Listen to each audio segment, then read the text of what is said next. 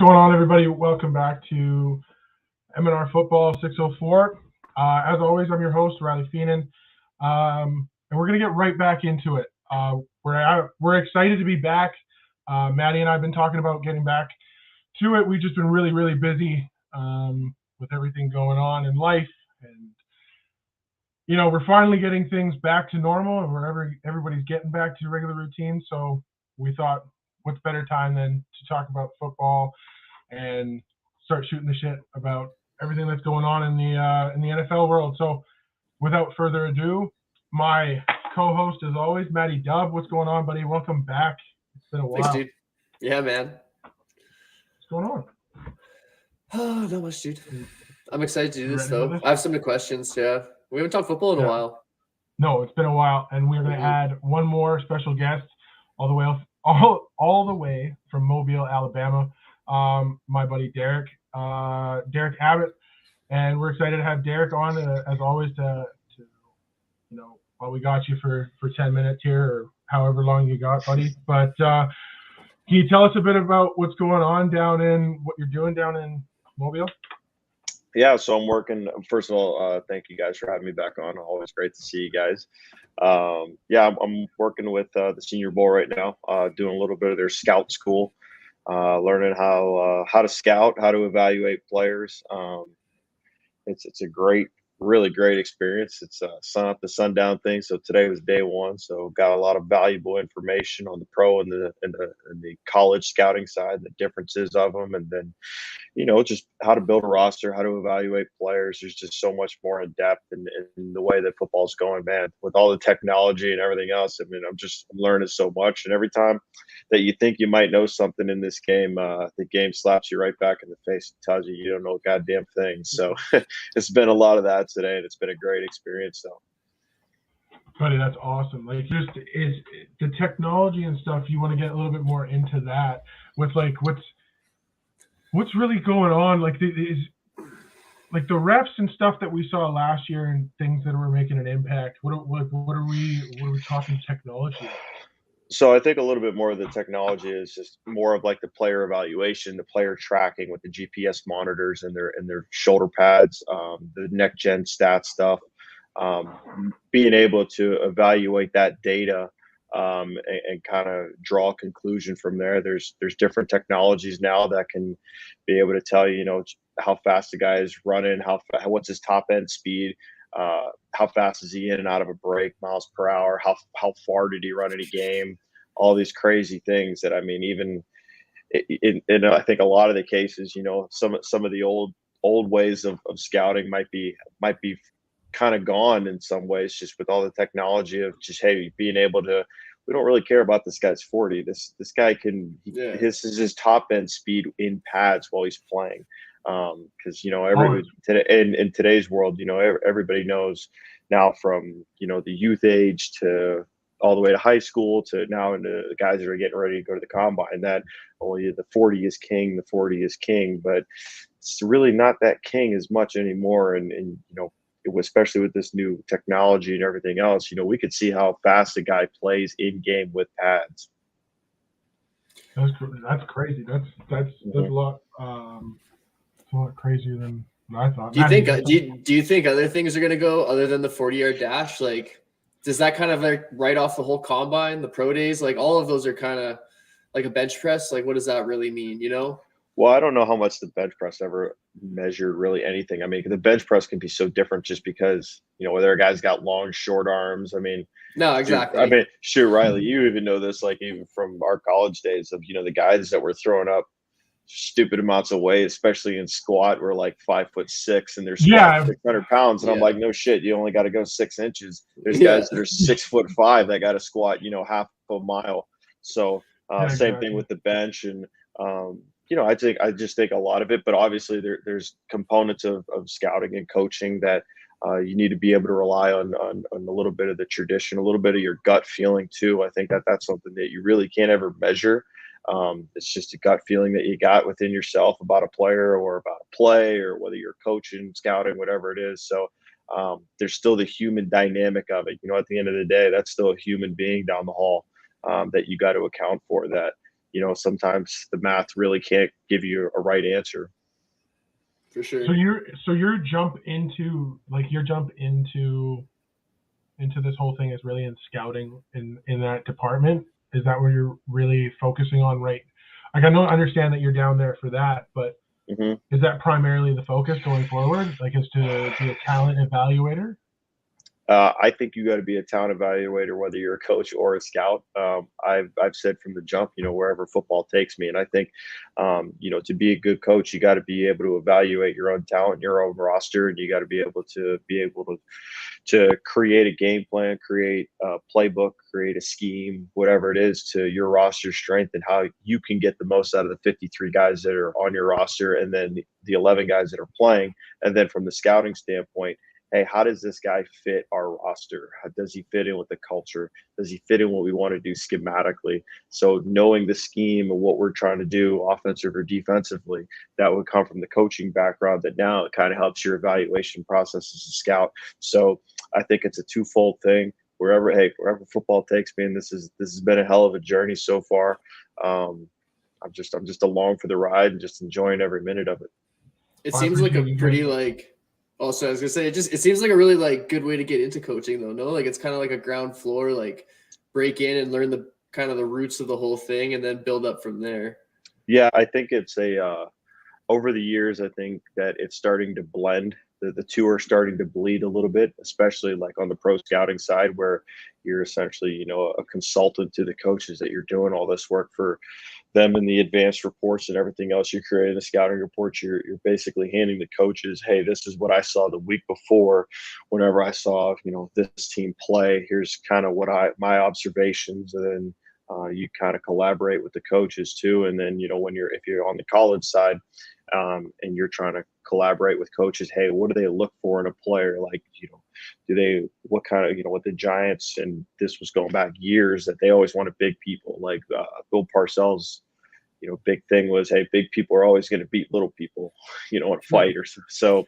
Hey, the Giants want to be big people. For Seattle, you guys want that are fast, physical players that got some grit, that got a little piss and vinegar in them.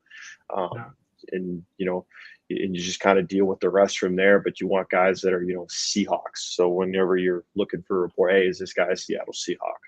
I definitely think they all come. We saw it a lot more in this draft class.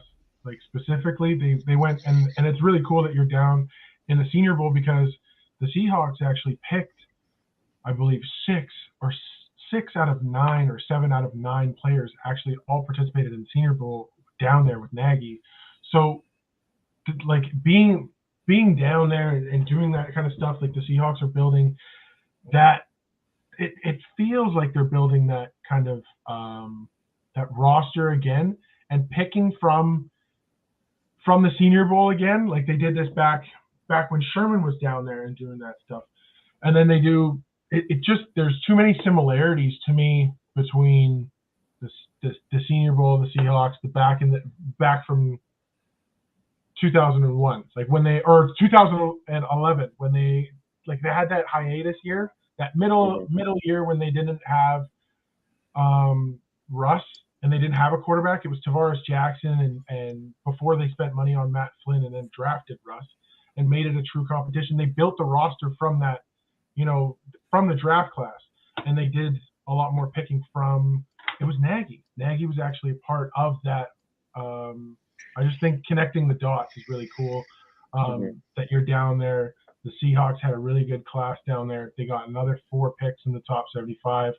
I really already started talking about wanting to go down and visit at the Senior Bowl. So what's Mobile like? It's a pretty cool little city. It's like a little bit mini of New Orleans, a little bit of that French Southern feel to it. But their offices are right in downtown Mobile. It's like they got their own little like front office. It's actually really cool. It's really neat to see the way that they operate things. It's all first class. It's really cool to see. But you're right that and every team has and every team is different. All 32 are different. And top to bottom, I think everyone drafts similar, like their own kind of player, like you said, like the Seahawk or the Just like Pete Carroll having to take a running back. Yeah, wow, so well, we have to say it. Yeah. so like for example, like if a guy's writing a report and he works for Seattle, hey, this is a good fit for the Seahawks. This guy's a Seahawk. If he's a Pittsburgh Steeler, like it's notorious. Hey, this guy's a Pittsburgh Steeler. That's what they look for. It's a common trait. It's a lot of character traits, a lot of personality traits that they look for, that they know that they could fit seamlessly into their culture, into their locker room, into that city that's going to be embraced. And I think that a lot of teams look for that first and foremost, and that goes with personality and play style as well. I mean, you think of Pittsburgh, you think of toughness, you think of grit, defense, blue collar, like that's what they look for. And like, just giving an example of the team, Baltimore, very similar. They look, hey, is this guy a Raven? And they build a roster very, very, like, they like to run the ball, so they like big boys. Like the tackle they took, like Daniel Falele, like, again, another Senior Bowl guy. He looks exactly like Orlando Brown Jr. when they took him, and now they just stick him they plug and play right back in at right tackle like it's nothing. And they're just going to run the ball down your throat. They're going to have another 4 backs and 4 tight ends and just pound the rock. Yeah, right, so your team definitely takes a personality. Your organization definitely takes a personality, and there's guys that they got to fit that personality in that mold. All right, Derek. So I know you're a Pittsburgh fan, and I know you're a quarterback guy. So for your scouting kind of evaluation, how would you scout Kenny Pickett, the new quarterback? So Kenny Pickett, he had been at Pitt for a while. He's been pretty productive. He had a great year last year. He had been in that system for a while. Pretty natural throwing motion, can create plays out of the pocket. You saw him do that against, I want to say, Tennessee. A pretty fair amount of times as well too. Can definitely make all the throws. You obviously heard the knock about the small hands and all that sometimes, which, I mean, it just depends on your flavor and what you like and what you don't like. Everybody's got traits that they don't like. I heard it all the time being a short quarterback, that if I heard it all the time as a short quarterback that, if you're under 6 foot, you couldn't play quarterback. And now there's 2 guys in the league that have done it, and they've been pretty successful. You get Drew Brees, Doug Flutie, and you want to go really all the way back. Fran Tarkenton was the OG under the OG short quarterback. That he went to a number of Super Bowls, and it would be a completely different conversation if he'd have won one of them about the short quarterback. So he was the original Russell Wilson. And I think with a lot of the stuff that they did at Pitt, Mark Whipple had a pretty good background, or obviously has a background in NFL styles. So you saw them run NFL concepts as well too. So stuff that a lot of people are familiar with, and Pickett could read through it. So, and probably was the most NFL ready quarterback to come out of this draft. Fair enough. Fair. Oh man, I'm just kind of letting the things just kind of roll. At this point, I'm not trying to do anything crazy, but good transition and a good question to ask is, and it's kind of for everybody. It's what is the most exciting NFL storyline that you're ready to follow for 2022? Are you asking me? I'm asking both of you guys. It's kind of a broad question. Whoever wants to answer first, it doesn't matter. The floor is yours. Storyline's broad. Storyline is broad, but it kind of gives you a lot to play with. Okay. Honestly, my favorite thing this year, I'm ready for the Seahawks to do whatever the Seahawks are going to do. I don't think they're going to be good. I don't think anybody in the quarterback position there is going to lead them to like playoff hopes or anything like that. So like that's cool. And I mean, I may be holding out too much hope for this one, but like I'm ready to rock with the Detroit Lions. I'm just like so fired up about everything Detroit, and I want them to be good so bad. So I'm going to be following them pretty religiously this year. They got a lot of fun things that I like. There's a lot of fun things to like down there. Yeah. I think the most obvious one, and probably the most controversial one, is the Deshaun Watson case, to see what happens with that. who's playing, where does Baker Mayfield go, how does that fit into the whole thing? And on a even wider, more football term spectrum is, I think, the entire AFC West, and it really is the wild, wild West out there. Because I mean, there's a lot of talent out there, and that's. Do you think it goes down like the NFC West did though? Like we were talking literally last year about how dangerous the NFC West was going to be. And we were just going to rock out. Everybody was going to the playoffs, and then like the Seahawks shit the bed. The Cardinals are kind of like average again. You know what I mean? Like, do you think they could flop, or do you think there's just too much talent there for them to flop? It's freaking loaded, man. Dude, it's loaded. You got Russell Wilson, the reigning Super Bowl champs, the Raiders that are revamped. Raiders are so cool. I love them. And they got I forgot the whole staff's changed there now. Like the whole they brought McDaniel. No Gruden. His second kick at the can. Like he's getting a second chance at this thing as a head coach. Maybe he was just too young at the time with Denver, but like this. I don't know what you guys think. I think Derek Carr is an underrated quarterback. Like I think he's pretty good. I don't know. I like Derek Carr. I think he moves really well in the pocket. Like I'm impressed by it.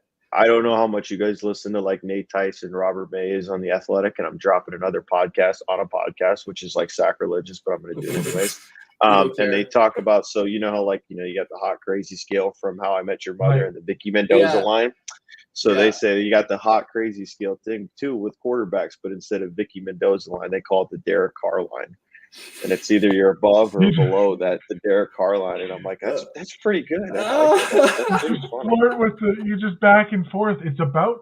That's funny. That's crazy. That's good. Yeah, I heard that. I heard that on the podcast. I'm like, man, that's pretty freaking good. Like that's perfect. But that conference is so loaded, and not to mention the Chiefs that are, a couple plays away from going to a third straight Super Bowl with Mahomes.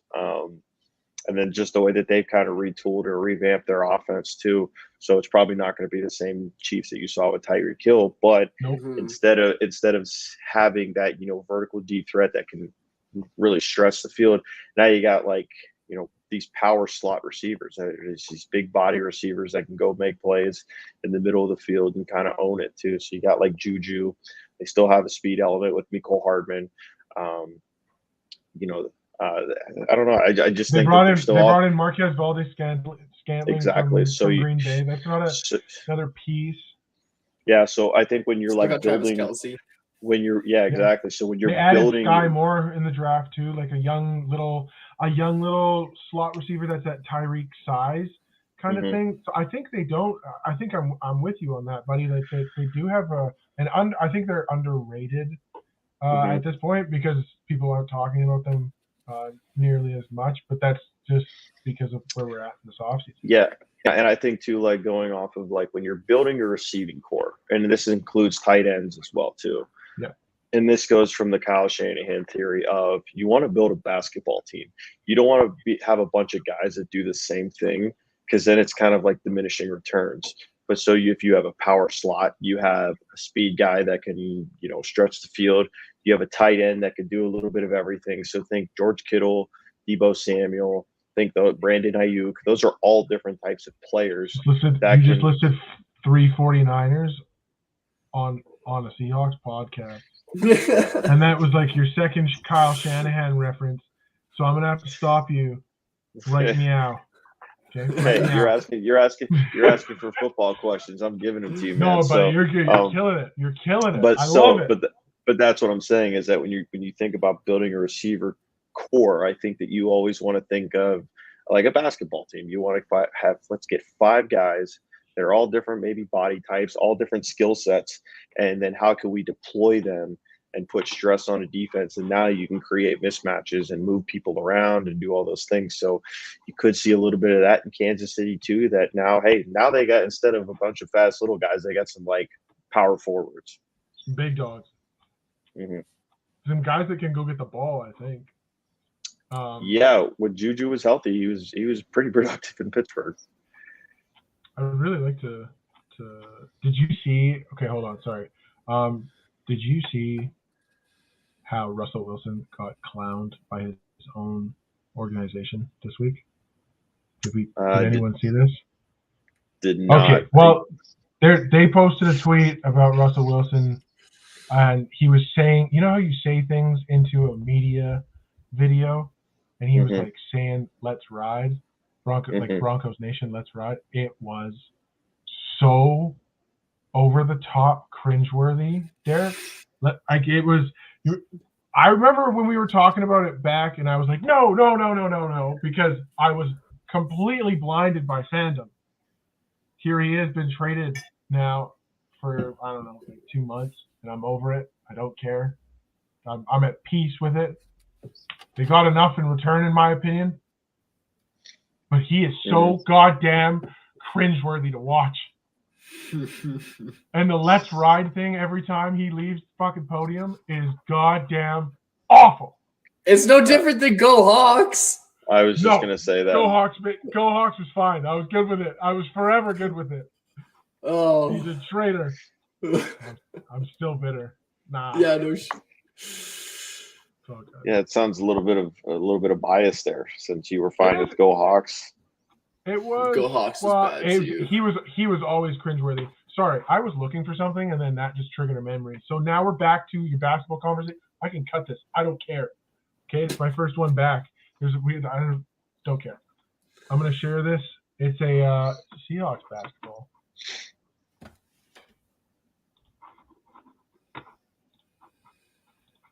You're doing what now? No, that's what I was gonna say. Oh. Here we go. Oh. All right, I guess I'll go full screen. Starting 5. Yeah, hold on. Let me get my microscope to read this. Is that the mascot on there? Okay, I got it. All right. Blitz that is Blitz on there? What are we doing here? Yeah, you got Blitz. You got Blitz Drew and Lock Blitz boy. is $5. You can get. Did you know Drew Lock was a 3 or a 4-star recruit coming out of high school as a basketball recruit, Matt? Yeah. He's an actual athlete. Oh, we're actually okay. Yeah. And then fine. So he's talking about building a basketball team, and then I started thinking about how to compare it to the Seahawks. Now I understand. Where's John Schneider? He's got to be the coach. He's too short. I mean, I feel like you got to drop a 5 spot on DK. That's mandatory. But I felt like we were going somewhere with the basketball thing, and like you said, you need a tight end. So I wanted to start talking about the Seahawks roster a little bit and how it was constructed. Try and get into that a little bit. Mm-hmm. And you're talking about a basketball team and getting back into that Kyle Shanahan kind of offense you kind of want those guys. So now we got a Noah Fant. Noah Fant, pretty goddamn good in my opinion. Mm-hmm. If utilized correctly, he's going to be, and he's got to stay healthy. I mean, that's another thing. Yep. And then that's you got Will Dissly. Will Dissly, who I think, I don't care what anyone says about his contract because, again, I don't have to pay him, so I don't talk about another man's money. I don't care what he gets paid. Okay, I don't care what he gets paid. But I think he's a guy that he does multiple things well, and he's a good leader within the locker room, and he's a Seahawk. He's supposed to be a Seahawk, and John was like, well, he's probably gonna get paid a little bit more somewhere else. If I pay him a couple extra bucks, he'll stay here. Will Dissly's another guy you can add into that group. DK Metcalf, another basketball kind of guy. You can go up, get it. We all know what DK's got. Tyler Lockett, you got another one. How many more years does Tyler have? In my opinion, is a big question. I think he's still going to be good this year. I still think I don't think he's fallen off. He's been so productive. No, he's a consistent 1,000-yard receiver every single year. But I'm saying longevity wise, he's given me no reason to doubt that he's got another 3 to 5 years. No, but he's not the future. With the future and the direct 3 to 5 years, I guess. Okay, it's a good leader to have in the locker room. 100%. So Rashad Penny, Kenneth Walker. Okay, hold on. I got one for you guys. Everybody puts Kenneth Walker at the number 3 spot running back right now, whether you want Rashad Penny at 1 or 2. Yeah, everywhere I keep saying is they have him at the 3 spot. Why does he automatically beat out, DJ Dallas, Alex Collins? You know, those guys. Like, is he already? But like better he should than be. You're talking about burying him? No, I'm not talking. I'm not talking about burying him, but like, he's like a second round pick. I get that. Like, he's gonna play, but like, I'm not convinced that he's gonna be necessarily better or more productive than those guys. Those guys are productive. They do their job well. I'm not saying Kenneth Walker can't come in and also do that, but I think it's just a little bit like assumptuous to think that he's going to come in here and be the man. We drafted fucking Rashad Penny in the first round how many years ago, and he didn't do anything until the last 4 games this last year. I don't know. Like, I don't know about him yet. It'd be cool if he comes in and rocks out, but well, I mean, I think he's got backs, competition. Like running backs in a dime a general dozen. It's just a conversation to have. I mean, like, it's not a bad thing to have a lot of good backs. I don't mind where they took them. Everything else kind of worked out for itself. They doubled down on tackles, and I could care less.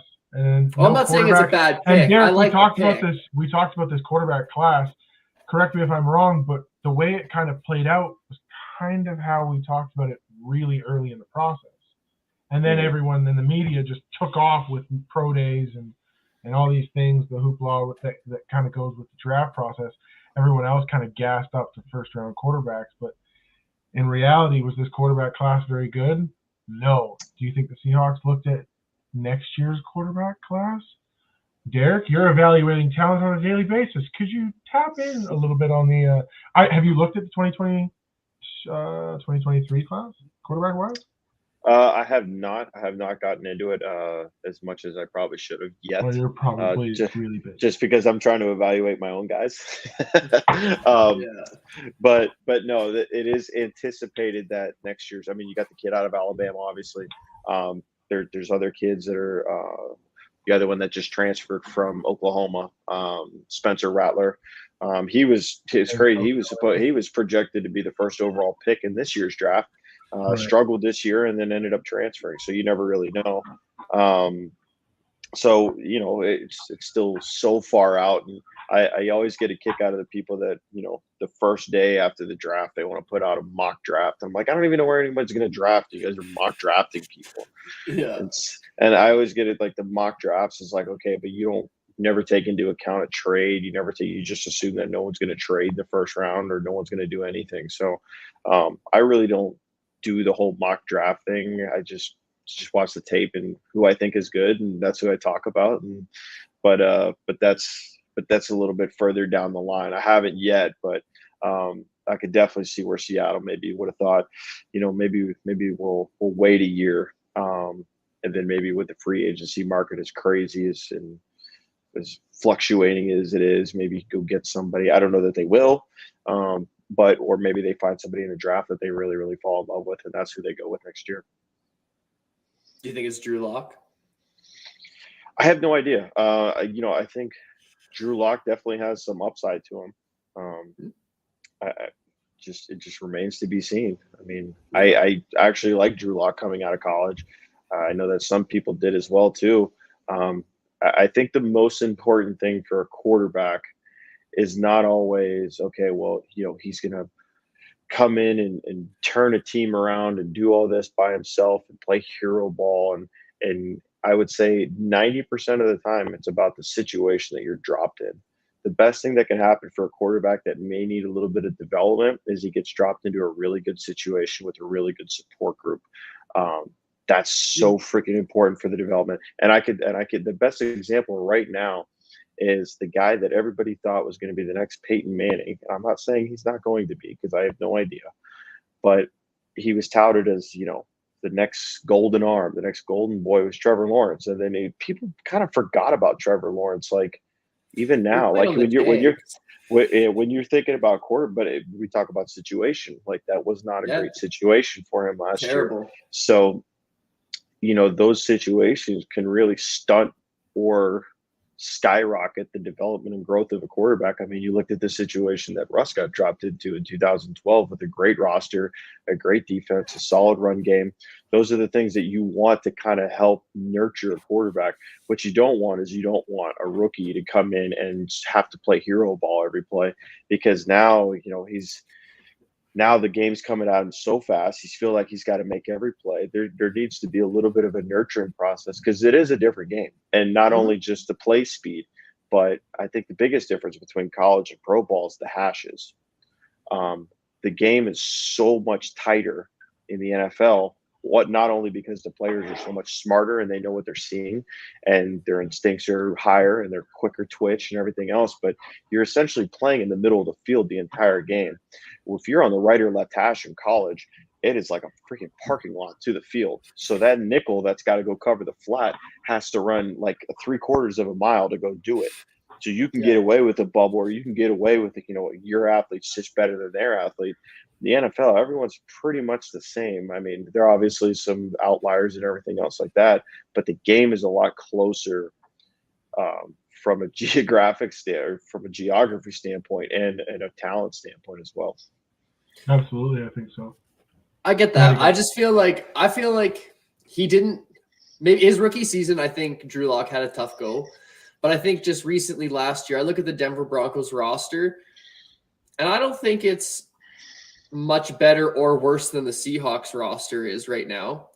They're not a terrible team on paper. They have talented people around. Like, they have some positions, they have some holes they need filled, but they're not the worst team in the league. And Drew Lock wasn't even a starter on that team. You know what I mean? The Broncos didn't see enough in him to feel the interest to develop him, but they somehow, and maybe they're just off or whatever, but they do feel as though they have a team that's ready to go to the Super Bowl, right? Like, I don't feel like you trade for Russell Wilson kind of near the end of his career if you're not ready to make a Super Bowl push in the next 2 to 3 years, And I feel like why not bring Drew Lock if he is got that potential? But maybe the coaches don't like him, and I get there are lots of variables there, but as a fan, like a Seahawk fan, like, I'm a little doubtful in with his future. Well, I think Denver makes that trade because they see the arms race in that division. They watched Herbert for the last 2 years look really good. You know what I mean? Yeah. The Raiders are in it. They've been very competitive. They were last year, and they were a postseason team. So you look at the 3 out of the 4 teams made the postseason last year. So you got to be able to, or no, sorry, two out of them, because the Chargers did but they were close. Had they both agreed to tie the game and the Steelers would not have made the postseason, then you would have had 3 out of the 4 teams make the postseason. Look at the trajectory of Herbert. You kind of look around your division and go, we're kind of bringing, this is not even a gunfight. This is like a missile fight, and we need to get something bigger. So why not go trade for Russell Wilson? Well, I don't think he's in the twilight of his career at all. I think he's still playing at a high level. He's extremely durable.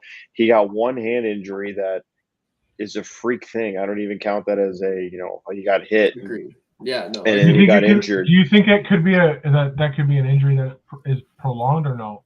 No. You don't think it can affect him? Okay, so moving on. No. Continue. I'd be more worried if it was a continuous soft tissue injury. Those are more reoccurring. When you break a bone or something like that, you hope that it heals, and that's a big part of the process. That in that trade, they wanted to make sure that was healing properly. So that's why the medicals are so important. Medicals are everything in the NFL. But he was he's a crazy. He invests crazy amount of money in his body every single year. He's always said that he's done something like that. And time. Right. And he's that's one thing that we always admired about Russ, was that he was just a dog. He loved the game so much. He's just always hungry to. He's like Jordan vibes, early, just he would frustrate the shit out of you. Yeah, he's frustrate the shit out of you at times. You loved him because just the effort. It was because with 2:15 on the clock, you could give Bree the ball, and he's going to give it your all. There's nobody you would have rather have. I mean, for me, I would. There's nobody else except for one play I would like to have back, but it's okay. That wasn't his fault. We're not going to get into that. It's not today, but nonetheless, I like continue on with the Russell Wilson and the Denver Broncos and that whole division. You're right. I think is an absolute. I think that is why they had to make that trade and go at it now, because they were selling too. Like, they just got bought today. You know, like it's a big thing to have a quarterback of the future, and they just did it. Like they continue to, they just haven't had anything since Peyton Manning, so they just took the risk of what today's day and age is to trade for an elite quarterback and give up that haul. But the Seahawks, I feel like, won for 10 years and struggled to fill. The worst thing to be in the NFL is be picking from, like, I think 17. Maybe like 22 to 32, or you're not getting bad football players, but you're not getting those top echelon elite style guys. I'd say if you're picking between really 13 and 22, 24, and you're right on the fringe of a playoff berth, but you're not bad enough to get a top 10 pick, you're in purgatory. Mm-hmm. It's tough, and that's tough to be in, and that's what we've been in for a while. So now we get to trade for the top 10 pick this year. You turn it into a kind of a, I guess that's the way I believe that they're talking about it, and the way they're envisioning is there's a reload, not a rebuild, that they can see what Drew Lock's got. I feel like the physical traits are there to be able to run an offense. Like we're talking. I think they're just going to run the ball. Run the ball, but like look at how and look what the San Francisco 49ers did right into the NFC Championship. Like they played good defense, ran the ball down your throat, were physically imposing. They schemed, and they got Jimmy G to the NFC Championship with a drive left down, with a drive to go. Like I would much rather that kind of season than watching somebody. That's fair. Jimmy G's kind of a good comparison there too. They're dropped interception away from going to the Super Bowl. Yeah. Jimmy G. We're looking at Jared Goff down in, like, Jared Goff's a goddamn Super Bowl quarterback of the past 10 years. Like when we look at top quarterbacks started in Super Bowls, Jared Goff will be in there in the past 10 years. Like it's a thing. He was a top 5 pick. Like these guys don't look bad in these offenses. They don't look terrible. So I don't understand why Drew Lock, who comes from Denver and wasn't ever really given and I get people's doubts, and I'm not saying that he's coming in to be the savior and he's going to lead us to the playoffs or the promised land. I'm not expecting anything. The line set it over 5. I think it's over under 5.5. Like for me, that's 6. I can see them getting 6 wins. But if Drew Lock takes you to 6 wins, I just don't know. Like, is he a backup quarterback going forward? Like, what is he? I don't know. Well, I think that they're going to try and build. I think they're going to try and build an offense around him that fits his skill set. Right. Shane Waldron does have that Rams background, and we talked about this before.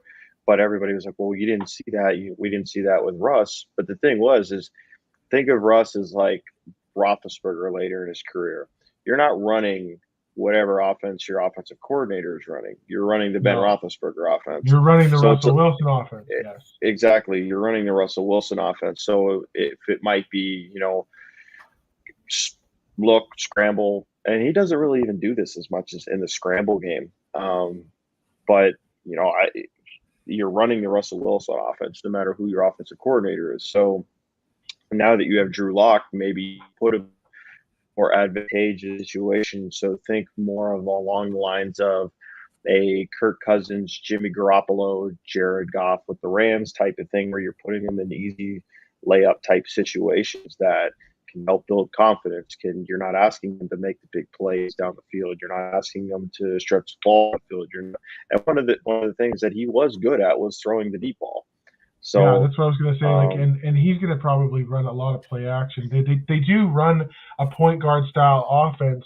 That what he wants to run, like what we saw in week 1, Maddie, and that's what happened. I really feel like when we saw things kind of change was that San Francisco week 3 game too, but it was week 1. We saw a ton of Shane Waldron stuff. We saw guys moving, and then we saw it late in the year when we just started running it, and it was just Rashad Penny show.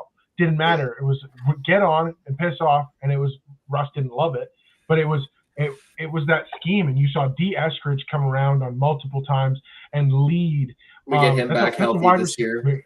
Get him back healthy. Freddie Swain's probably going to be in there. moving around and getting into Marquise blocking. Goodwin's a and stuff good like pickup that. too, I think. Yeah, another guy that can stretch the field sideline to sideline and makes you threat. Like I think there's tools I think we have lots of yeah. I think there's enough for Drew Lock to succeed. Do you think it's okay? So now flip it around a little bit. Do you think it's going to be Drew Lock or Geno Smith show? Who do you think has the talent? Going into camp, it will be Geno Smith. Going into camp, Geno Smith will be quarterback 1, and Drew Lock will have to go in and win it. But this isn't last year's camp.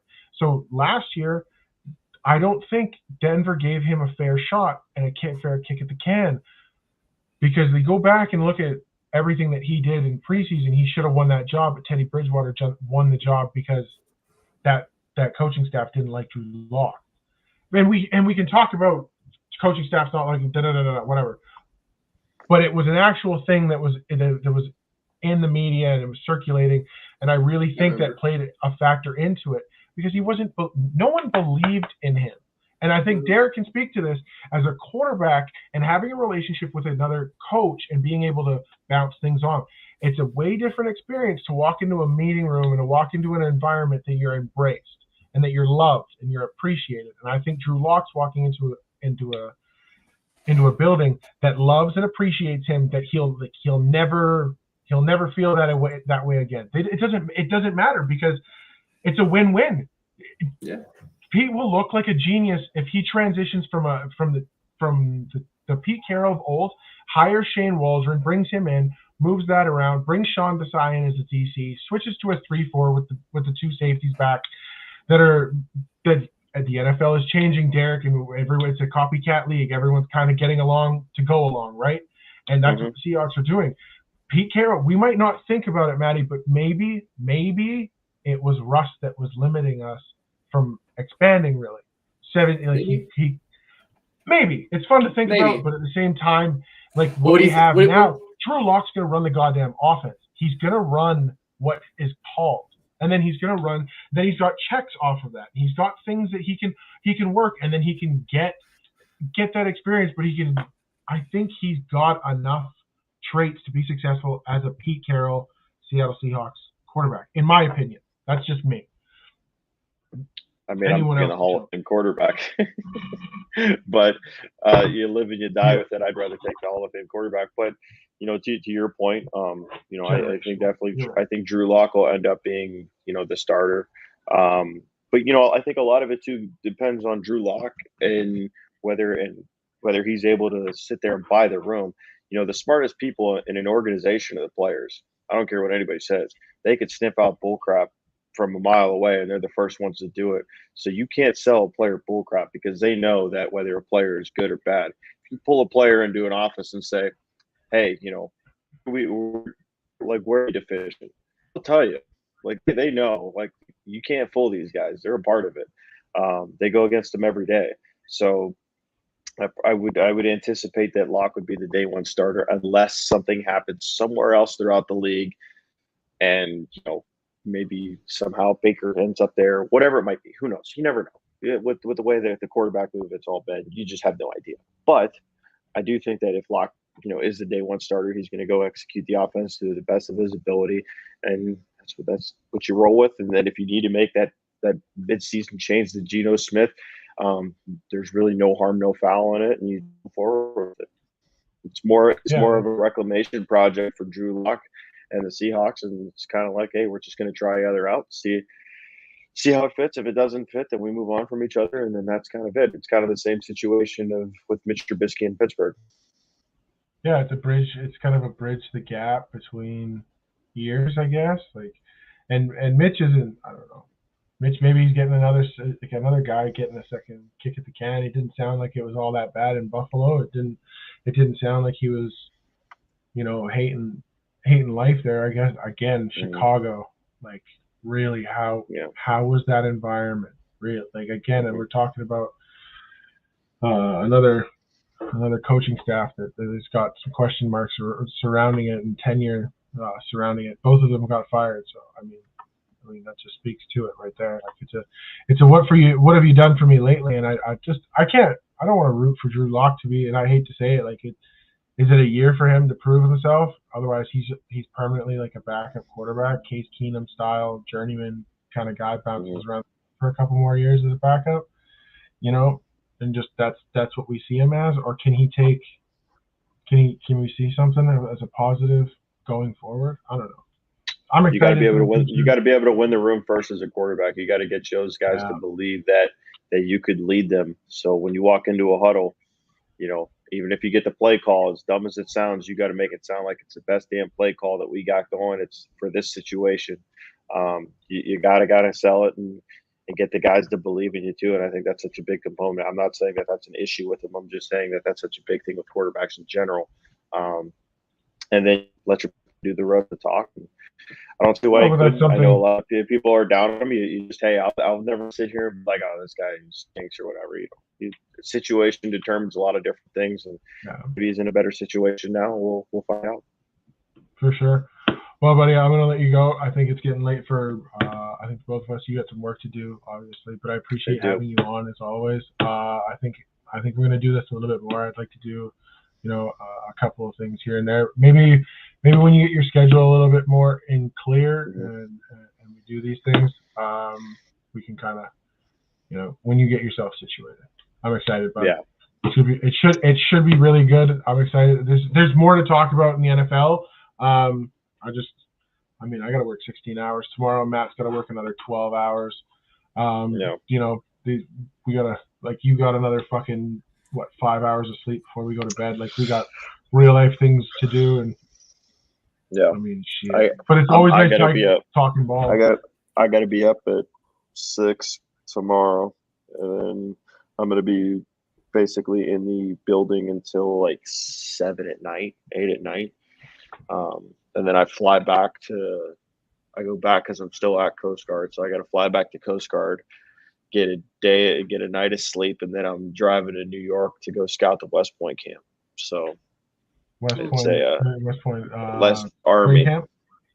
Yeah, like Army. So yeah, so it's a mega camp. So I'm still under contract at Coast Guard. So I'm just trying to do a little bit of everything. So I'm here till Wednesday. So it's not a lot of nights of sleep right now. So, and in the summer, this is supposed to be my time off, and here I am fucking grinding tape till 11 o'clock or whatever. So I'll give you guys the whole lowdown whenever we'll hop on a Zoom call. We'll just chat about like this whole experience and everything else like that. Yes, not everything needs to be recorded. No, but for sure, I definitely want to hear a couple of stories. We got to grab a beer one of these days. Whenever things get popping here, boys. Yeah, it's a real possibility this coming year. I will say that. Just come to Nashville. That's what I was thinking. Seriously, I can convince the wifey to go to Nashville. Seriously, and I can take 3 days. We can, Maddie, you can bang a trip out in Nashville in 3 days. 4 days. I'd go for a rip down to the States for a few days, watch a football game. Be fun. Yeah. You can do a live show out of my shitty apartment or wherever I'm living, because they'll be probably paying me $4 an hour. I don't care. I don't care. Listen, but we will take care of you. I will work a shit ton of overtime just for that trip alone. I will literally save myself for a month just to go on that trip. Well, I got to make sure I pass this drug test, 1, and then 2. And then I got to make sure that they keep me on for the full season. So we'll see what happens. If not, if anything else, make sure you guys come down, because I'll probably go to the Senior Bowl again next year. So Senior Bowl, I would really. Yeah. I don't know, man. If we can hit Maddie, Nashville for a game would be electric. It would be. Nashville would be a fun city to go to too, though. Like Nashville's popping. Hell yeah. Yeah, it'd be cool. If you like country music, it's a good spot. Yeah, I think we come from a place of that. So I think we would slide right in, actually. We'd fit in. Yeah, we'd fit in just fine. But I think that about does it. I know we gotta go here, but it's just I'm excited. It's all exciting. We're getting back to it. Yeah. And good way to get started. It's a good way to get back into it. We'll have to do some more breakdowns going forward. Yes, we do. So when you get 22 film, when you get all 22 access, I need to see more. Me? Yes. Yeah, you ain't talking to so me. What do you think I'm talking to the guy? Listen, Matt, can you tell? Hold on, this is going to be awesome because I'm just going to clip this. Can you tell your story again from work? Oh, yeah. So I work at a mill, and one morning I woke up and the mill was on fucking fire. We had a doozy. Mill almost it was a good one. Actually, it didn't end up being that bad damage-wise than I thought, but she was a gooder. We've been down, yeah. It's going to be interesting. Yeah. Well, a couple of the boys up there smoking a couple buds, eh? No, this was a doozy, man. It was like a big hydraulic fire. It was yeah, this is going to take another how many months to rebuild, Maddie? It's hard to say right now, but there's a wide range depending on the routes. Could be 6 months, could be a couple years. Maddie, they're gonna make you go out and do it yourself. They are, buddy. We're already starting. It's all you. It's go time. I got a job. Yeah, it's switching it up. It'll be fun though. I'm not too bad about it. You should get into a reclamation job. Just take the job, just rebuild it, and then quit that job, and then go back to your old job. Two birds, one stone.